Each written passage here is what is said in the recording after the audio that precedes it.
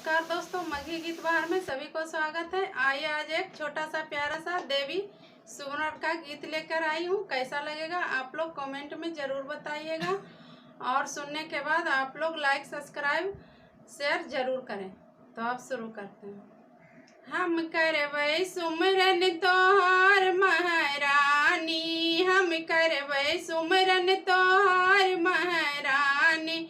अम्मा के तरह तरह निकले भवानी, अम्मा के तरह तरह निकले भवानी।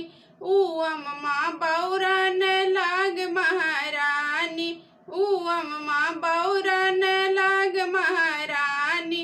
हम करबै सुमरन तोहार महारानी, हम करबै सुमरन तोहार महारानी। निमिया के तरह तरह निकले भवानी, निमिया के तरह तरह निकले भवानी। ऊ निमिया झपसन लाग महारानी, ऊ निमिया झपसन लाग महारानी। हम करबै सुमरन तोहार महारानी, हम करबै सुमरन तोहार महारानी। महला के तरह तरह निकले भवानी, महला के तरह तरह निकले भवानी।